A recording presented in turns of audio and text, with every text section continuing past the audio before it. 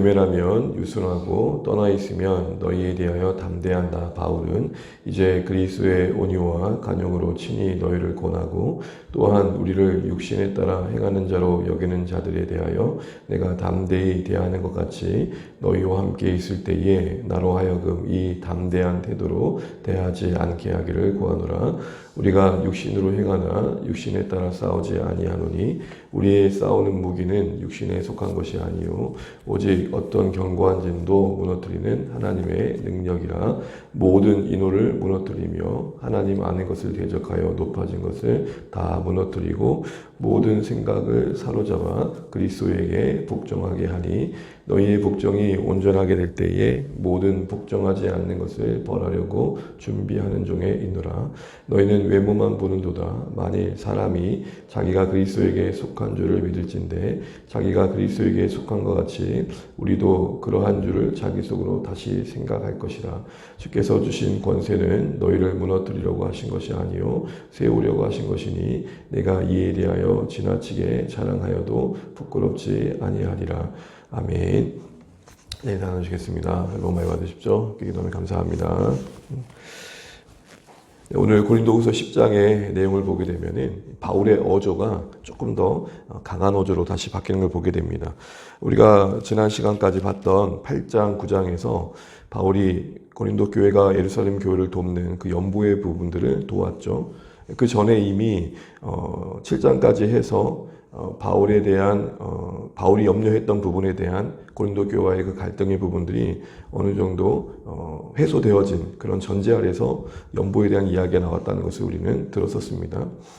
그런 것들을 본다면 10장에서부터 다시 바울이 자신의 사도권을 강하게 다시 그 어조로 대변한다는 것 자체가 뭔가 좀 앞뒤가 안 맞는 듯한 느낌도 듭니다. 그래서 성경을 보는 학자들 중에는 오늘 이 10장부터는 별도의 이야기로 보는 분들도 계시고 바울이 다른 상황에 있었다라는 분도 계십니다. 그러나 우리가 전체적으로 볼 때 분명 하나의 바울의 편지라고 볼 때 앞에서의 부분은 고린도 교회가 바울을 어떻게 바라봐야 되는지에 대한 부분들을 다시 한번 설득하고 이야기했던 부분이라면 오늘 이 10장부터는 그 근본에 있었던 고린도 교회 성도들이 바울을 바라볼 때 그렇게 잘못된 시선으로 바라볼 수 없었던 그 거짓 사도들을 직접적으로 언급하면서 그들과 문제를 다뤄가는 부분들이 나오고 있는 것이죠. 한마디로 고린도 교회 성도들이 자신을 바라보는 부분들이 전반부에서 다뤄졌다면 지금 10장부터는 그 근원에 있었던 거짓 사도들과 어떻게 보면 맞짱을 뜨고 있는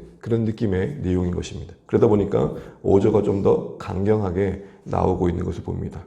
이런 전제로 오늘 말씀을 보시게 되면 일단 바울이 지금 공격을 받고 있는 부분들이 무엇인지 바울이 스스로 다시 한번 언급하고 있는데요. 우리 1절 말씀 같이 한번 읽어보겠습니다. 1절입니다. 시작. 너희를 대면하면 누순하고 떠나 있으면 너희에 대하여 담대한 나 바울은 이제 그리스도의 온유와 간용으로 칠히 너희를 권하고. 아멘. 바울이 먼저 공급받았던 중에 하나가 뭐냐면은 이런 겁니다. 편지를 쓸 때는 뒤에 복음도 나오지만 편지를 쓸 때는 되게 담대한 사람 같지만 실제적으로 만나게 되면 실제적으로 대면하게 되면 되게 유순한 사람이다.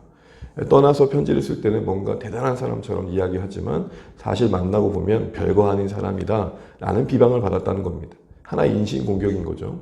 특별히 이 유순하다는 말은 두 가지 의미를 갖습니다. 분명 부드럽다, 겸손하다, 낮아진 모습을 보인다라는 뜻도 있지만 이 담대하다는 표현과 대조되어서 맥락상 여기서는 바울이 겁쟁이란 말을 들었다는 겁니다. 참 비겁한 사람이다. 와서 이야기할 것이지 저렇게 편지로 이렇게 큰 소리 외치고 있다. 뭐 이런 식의 비방을 받았던 것이죠. 그런 사실을 말하는 자들에게 나 바울이 이제 말한다 하면서 뭐라고 말합니까? 나는 온유와 간용으로 너희를 대하고 있다. 우리가 같은 상황을 두고도 해석이 다를 때가 있잖아요. 어떤 분은 정말 신중하게 이 부분을 고민하고 있는데 이거를 비방하기 위해서 뭐라고 이야기합니까? 사람이 저렇게 우유부단하다고. 저렇게 사람이 우유부단하다고. 그러니까 공격을 위한 공격인 거죠. 어떤 평가를 하고 판단을 한다는 것이 정말 그 사람을 세우고 그 사람을 온전케 하고자 함이 아니었던 것입니다. 바울은 이런 면에서 거짓 사도들이 얼마나 자신들을 향해 잘못된 사실들을 가지고 공격하는지를 드러내고 있는 것이죠. 고린도 교회 성도들 보고 잘 분별하라는 겁니다. 어쩌면 이 10장 이후에 사도의 바울의 자신의 변론에 의도한 바는 그렇게 고린도 교회 성도들을 혼란케 했던 그들의 실체를 고스란히 드러내서 잘 좀 분별해 봐라 라는 이야기일지도 모르겠습니다. 그런 측면에서 바울은 자신은 실제적으로는 온유함과 너그러움으로 교회를 대하고 있었다는 사실들을 드러내 줍니다.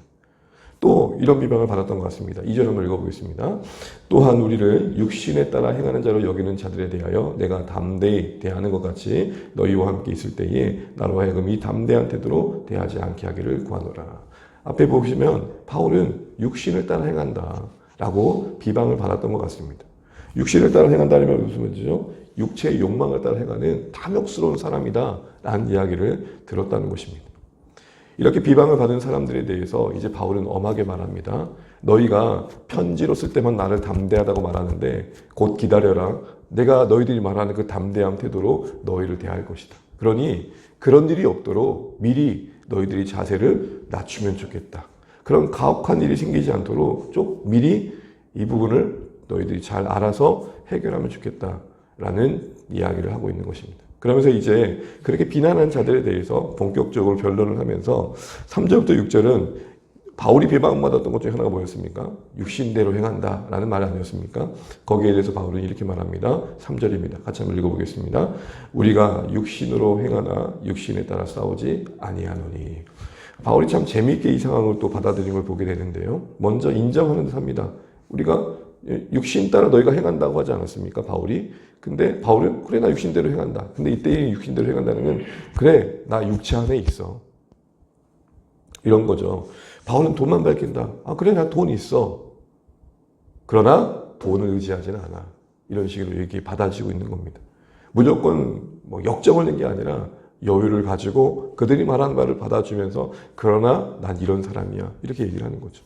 그래서 육신으로 행하나 이 말은 그래 나 육체를 가지고 있어. 육체 속에 살아.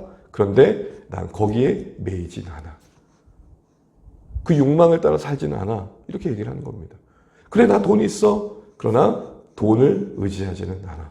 이런 식의 논리로 바울은 그들의 비방의 논리를 다시 한번 대하고 있는 것들을 보게 됩니다. 그러면서 그럼 뭘 의지하느냐? 라고 나오는 말이 그 다음 말인데요. 우리 4절부터 6절까지 같이 한번 읽어보겠습니다. 시작.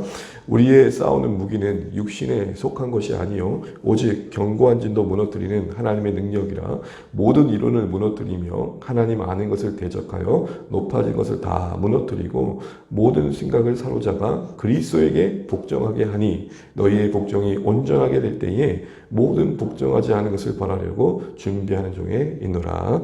아멘.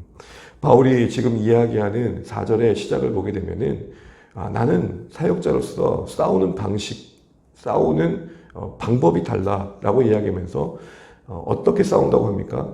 바울이 함께하는 복음의 사역팀에 싸우는 무기는 육신에 속한 것이 아니다 라고 말하면서 그럼 뭐냐라고 할 때 하나님의 능력이 그들의 삶에 그들의 사역에 있어서의 싸움에 무기의 실체가 됨을 언급하고 있는 것들을 보게 됩니다. 한마디로 육체를 따라 사는 게 아니라 그 어떤 학력과 지식과 물질로 어떤 방법으로 그렇게 사역하는 게 아니라 바울 사역팀이 가장 중요하게 여기는 방법은 하나님의 능력을 의지하는 거였다라는 것입니다.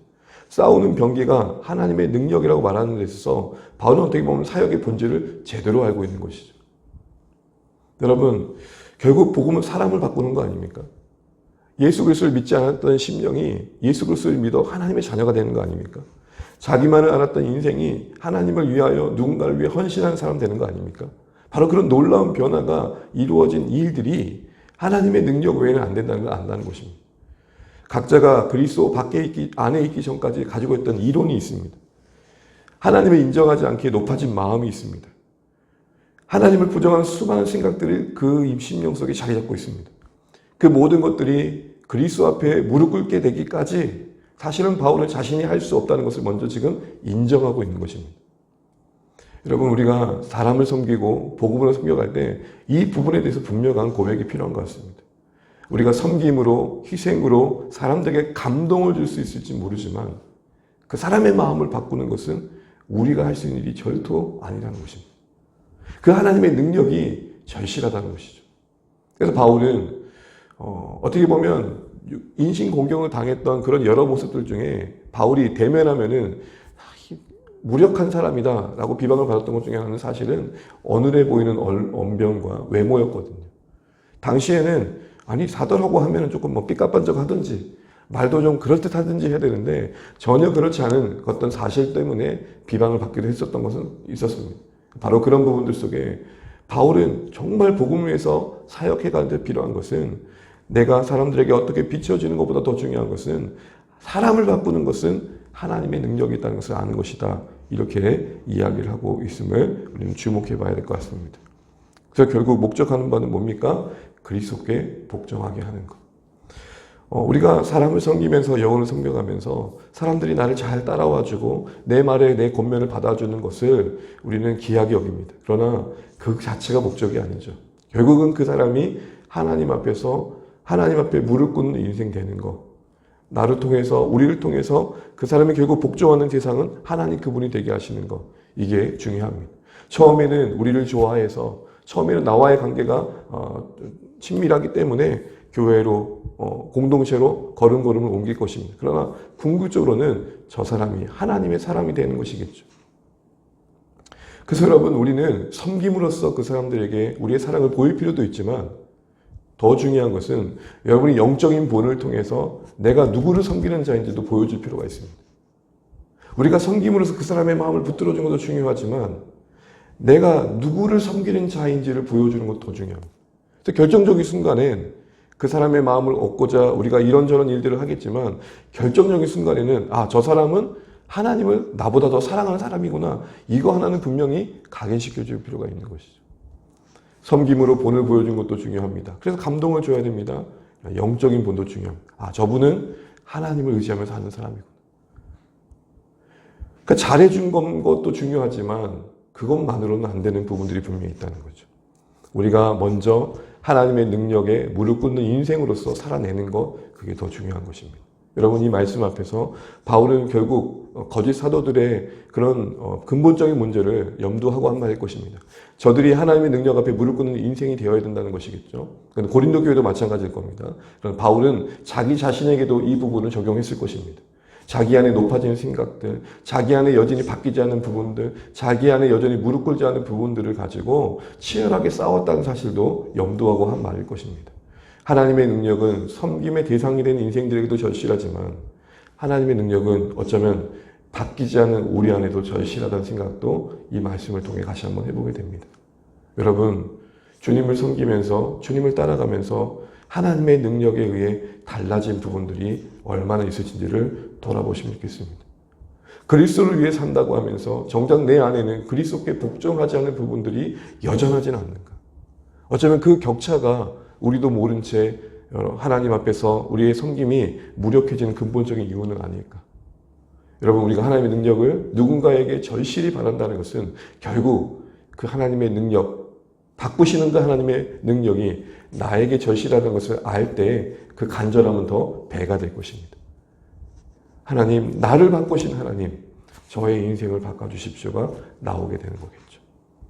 이제 이어서 바울은 육체를 따라 산다라고 비방받았던 그들에게 아니다, 나는 하나님의 능력을 의지한다 이야기하면서 또 하나의 답변을 이어갑니다. 우리 7절 같이 한번 읽어보겠습니다. 7절입니다. 시작. 너희는 외모만 보는도다. 만일 사람이 자기가 그리스도께 속한 줄을 믿을진데 자기가 그리스도에게 속한 것 같이 우리도 그러한 줄을 자기 속으로 다시 생각할 것이라. 외모를 이야기합니다. 말씀드린 것처럼 바울이 비방을 받았던 것 중에 하나는 참 겁쟁이다. 만나면은 별거 아닌 사람이다. 그 외모가 비방을 받았거든요. 볼품 없었다는 거죠. 그래서 바울이 참 못생겼다라는 말들을 많은 사람들이 합니다. 그가 얘기했던 것처럼 어떤 육체의 가시 때문에도 그가 말하는 게 뭔지는 정확하게 나와 있지는 않지만 어쨌든 그 부분도 사람들 앞에 섰을 때 참 부족함으로 여겨졌을 것입니다. 그러나 중요한 것은 그리스도께 속한 것이냐 하는 것입니다. 바로 바울은 본질을 이야기하고 있는 것이죠. 또 8절에도 이렇게 말합니다. 중요한 것은 주님께서 주신 권세가 있느냐라는 것입니다. 당시의 거짓 사도들은 바울의 외모를 가지고 인신공격하고 비방을 했지만 바울은 자신의 사도됨을 거기에 두지 않았다는 것입니다. 자신이 예수 안에 있다는 것과 또 하나님께서 자신을 사도로 부르셔 권위를 부여하셨다는 사실에서는 분명한 입장을 취하고 있는 것들을 우리가 보게 됩니다. 주님께서 주시는 권세, 이게 나를 오늘도 섬기게 하는 근본적인 이유다, 이 얘기를 하고 있는 것이죠. 너희는 외모로 나를 대할지 모르지만 나는 너희들이 비방하는 외모에 내 스스로가 나를 그렇게 대하지 않는다. 나는 하나님 앞에서 내가 부름받았다는 사실, 내가 예수의 사람이라는 사실 속에서 하나님 앞에서 나는 서 있고 너희들 앞에 서 있다라는 그 분명한 아이덴티티를 고백하고 있는 걸 보게 됩니다. 바울을 향한 이 모든 비방 속에서 바울이 중심을 지킬 수 있는 이유가 뭘까요? 여러분, 무엇보다도 우리가 세상 속에 살아가면서 바울이 느꼈을 그 외모에 대한 어떤 의식들, 사람들이 바울을 보면 비방했던 것들이 나도 내 스스로 말하진 않지만 의식될 때가 있잖아요. 사람들이 나를 이렇게 보면 나의 이런 초라한 부분을 이렇게 바라볼 때 어떤 생각을 할까? 그러나 여러분, 그때 우리는 중심을 지켜야 할 것이 있습니다. 나는 예수의 사람이다. 예수 그리스도가 안에 내가 존재한다. 더하여 내 인생에 하나님을 섬길 수 있는 삶의 기회들을 여러 가지를 통해 허락해 주셨다. 그 영적 권세, 바로 영적 아이덴티티가 분명하는 것이 필요하다는 것입니다. 바울은 그 자신에게 주신 권세를 통해 교회를 세우게 된 분명한 방향성이 있었기 때문에 외모에 대한 비방에 흔들리지 않았던 겁니다. 어쩌면 누군가 나를 흔들릴 때 흔들리는 것은 나도 모르게 그 흔드는 내용에 내 내면에 동의하고 있었던 것이죠. 누군가 나에게 외모로, 예를 들어서 야, 염기용 목사 너 왜 이렇게 못생겼어? 근데 갑자기 내 마음이 무너져요? 그럼 나도 뭐예요? 나 참 못생겼다는 것에 내가 매이고 있었다는 것을 스스로 자증하는 것이죠. 바울이 그 모든 비방에도 중심을 지켰던 이유가 뭐죠?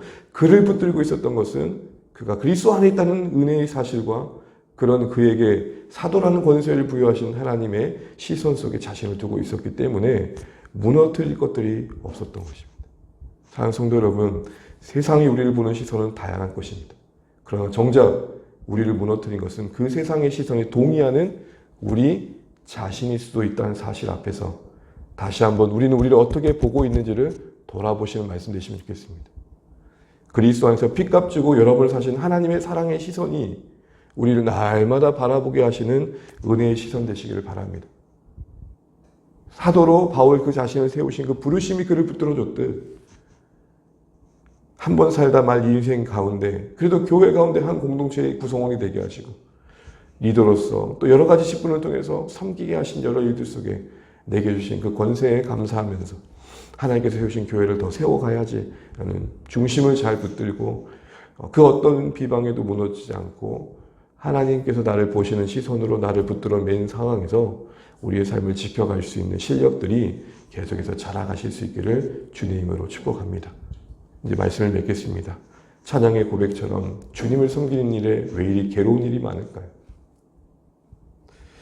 어쩌면 바울이 겪었던 이 모든 비방들은 저 먼 이야기가 아닌 우리 현실 속에서도 겪는 일일 것입니다. 그냥 주님의 마음을 따라 그 사랑으로 섬긴 것뿐인데 왜 이리도 욕을 먹어야 되고 왜 이리도 눈치를 봐야 되고 왜 이리도 우리는 굳이 어떻게 보면 겪지 않아도 여러 말들과 상황들을 직면하게 되는 걸까요? 여러분, 이런 상황 속에서 우리만 있었던 게 아님을 기억하십시오. 대단했던 바울조차도 그러했고 수많은 하나님의 사람들이 이 땅에 사는 날 동안 그런 하나님을 모르는 자들로부터 또 하나님을 어설프게 하는 자들로부터 때론 여러 일들을 겪으며 지내왔다는 것입니다. 다시 한번 우리가 하나님 앞에서 어떤 평가와 어떤 시선을 받는지 그게 더 다시 한번 중요하다는 사실을 기억하면서 또한 우리가 하나님의 능력을 의지하는 것이 더 절실하다는 것을 기억하면서 바울이 보여준 분처럼 하나님의 능력을 더 의지하시고 하나님의 시선으로 우리를 헤아리시면서 더 든든하게 주님께서 허락하신 삶과 사역의 현장들을 감당해 가실 수 있는 우리 모두가 되시기를 주님의 이름으로 축복합니다. 찬양하겠습니다. 다시 한번 우리 찬송가 212장 찬양 드리겠습니다.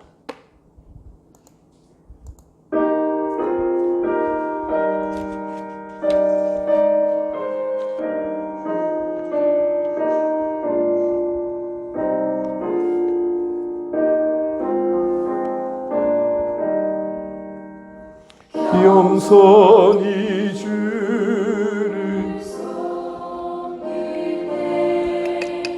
괴로운 일이 많으나 구주여 내게 힘주사 잘 감당하게 하소서. 인자 한 마리를 가지고 사람을 감화시키며 갈 길을 잃은 무리를 잘 인도하게 하소서.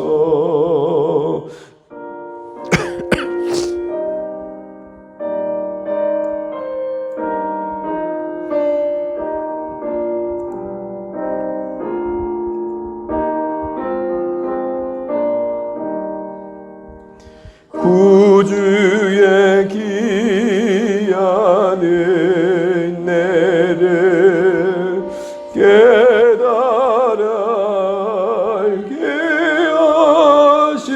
하시고 굳건한 믿음 주셔서 늘 승리하게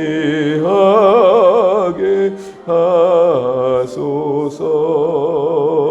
장래의 영광 비추사 소망이 되게 하시며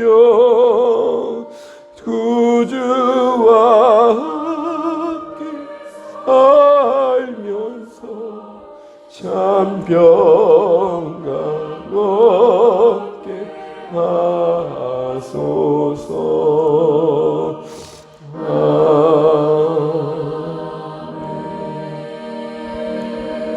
네, 아멘. 오늘 두 번째 날 기도 제목 가져가지고 기도하시겠습니다. 오늘 캘커타 디딤돌 목장에 섬기시는 하강호 강현수 선교사님 선교 준비 기도하겠습니다. 예수 아카데미가 어느새 2013년부터 세워져서 지금까지 잘 진행되고 있는데 어린이들과 청소년을 복음화하고 그들에게 하나님의 은혜를 흘려보내는 귀한 사역이 어려움 없이 잘 진행될 수 있게 기도해 주십시오. 그래서 그 선교 편지 가운데 소개되어 주셨던 것처럼 현재 건물의 2층 공사가 순조롭게 잘 진행되고 있다고 합니다. 계속해서 잘 진행될 수 있도록 기도해 주시면 좋겠고 계속 소개되었던 분인 것 현지인인데요. 우리 비앙카가 큰 사고를 겪고 회복 중이지만 여러 가지 경제적인 형편들 속에서 많이 또 힘든 것 같습니다. 하나님 은혜를 주셔서 귀한 이 비앙카가 하나님의 돌보심을 경험하고 그 어려운 중에도 하나님을 신뢰하면서 이 모든 부분들을 잘 감당해 갈 수 있도록 기도해 주시기 바랍니다. 일정상은 지난주인 것 같은데 아마 어렵게 사역자들이 함께 돌 10시간 해가지고 아이들에게 더 넓은 세상을 보여주기 위한 비전 트립 여정을 다녀오신 것 같습니다. 그 과정 속에 수고한 우리 사역자들이 이 일을 통해서도 하나님의 능력을 경험하고 더 복음의 능력을 신뢰하는 중에 넓은 세계를 보여준 이 일들이 또 그들에게 또 유익이 될 수 있도록 비전 트립이 이 가정이 은혜가 되고 유익이 될 수 있도록 기도해 주시기 바랍니다. 계속해서 또 자녀들 위해서 기도해 주시면 감사하겠습니다. 우리 먼저 하강호 강영식 우리 선교사님 그 자녀 정연이 정은을 위해서도 현지인들 위해서 기도하겠습니다. 하나님 아버지 은혜를 감사합니다. 이 시간 우리 귀한 선교사님 가정과 선교주에 기름 부어주시길 소원합니다.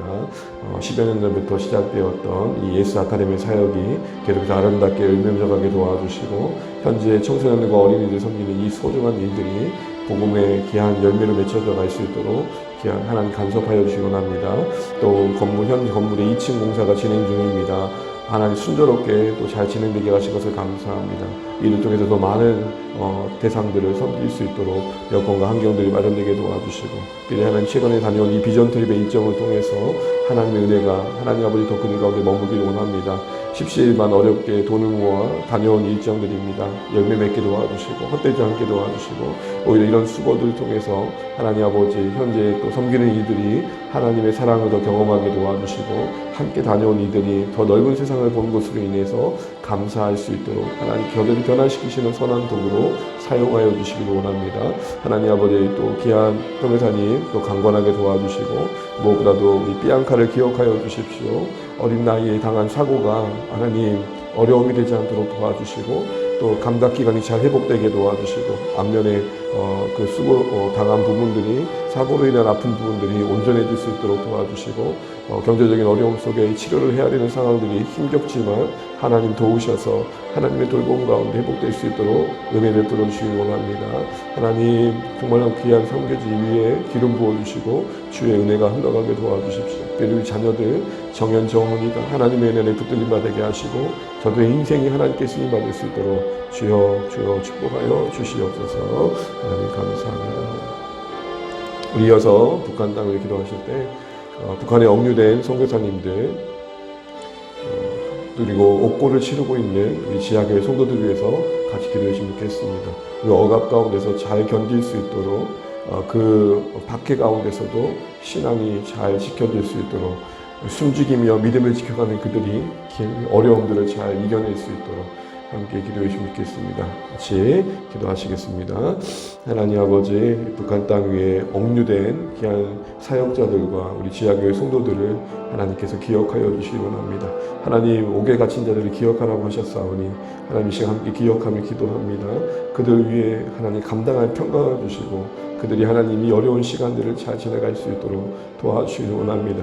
하나님 아버지 정말로 하나님 부정하는 정권 그 나라에 하나님 믿음의 생활을 하는 것이 쉽지 않을 텐데 하나님 숨죽이며 찬양하고 예배하는 저들의 안타까움을 불쌍히 여겨주시고 하나님 그 땅을 국리를 여겨주시기 소원합니다.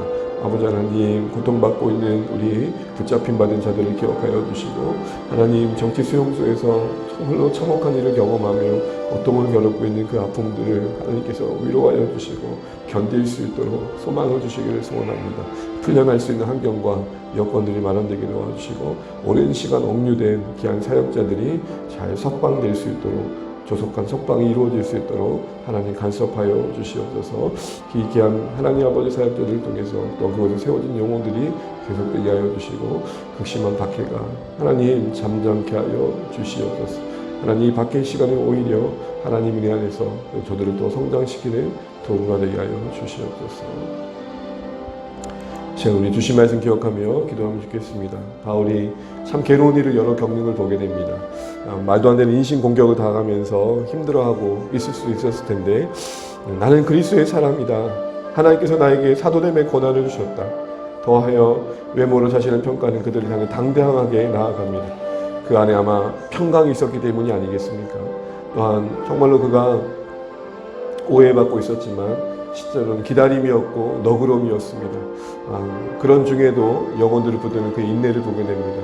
우리 모두 바울이 보여준 이 본을 기억하고 이 평강과 인내 가운데 하나님의 사람으로 잘 섬겨갈 수 있도록 은혜를 구하시면 좋겠고 계속해서 교회를 위해서 특별히 이번 주 계획된 일정들이 잘 진행될 수 있도록 기도해 주시면 감사하겠습니다. 그리고 각자의 또 기도 제목 가지고 기도하시겠습니다.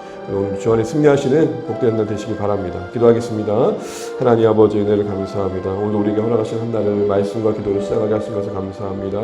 아버지 하나님 정말 오늘 바울이 보여준 모습처럼 그런 인생 경험과 비방 속에서도 하나님 정말 평가 속에서도 흔들리지 않고 그리스도의 사람으로서 주께서 주신 권세를 가지고 교회를 세운 일들이 집중하고 있는 것들을 보게 됩니다. 본연의 임무에 집중할 수 있도록 그 안에 평강을 주신 하나님 우리에게도 그 무엇도 흔들릴 수 없는 평강을 주시고 그 무엇도 무너뜨릴 수 없는 신앙의 정체성을 허락하여 주시옵소서. 하나님 세상이 우리를 어떻게 평가하든 그 어떤 초라함 앞에 우리가 스스로 우리 자신을 하나님 아버지 괴롭게 하지 않게 하시고 하나님이 나를 사랑하시고 그리스도 안에서 우리를 부르신 이 놀라운 일들이 하나님 그 어떤 것도 바꿀 수 없는 신비로움이 하나님 아버지 감사를 여겨주게 도와주시고 하나님 아버지 정말로 우리가 먼저 사람에 대하여 너그럽게 대하며 때로는 하나님 신전을 베푸는 것이 혹 오해를 받을지라도 하나님 정말 그 모든 것들을 통해 하나님 더 든든하게 정말 사역 감당할 수 있도록 도와주시기 원합니다. 그리고 우리가 하나님의 능력을 의지하기 원합니다. 우리가 육신을 따라 사역하지 않는 분에게 도와주시고 그 능력이 먼저 내 안에 절실하다는 사실을 기억하면서 하나님 내 안에 먼저 무너져야 될 생각들, 바뀌어야 될 생각들, 변화되어야 될 생각들을 우리가 먼저 하나님의 능력으로 경험해 갈 수 있도록 주여 인도하여 주시옵소서. 주님 우리를 불쌍히 여겨주시고 주의 힘으로 감당케 하여 주시옵소서. 주님 은혜를 베풀어 주시옵소서.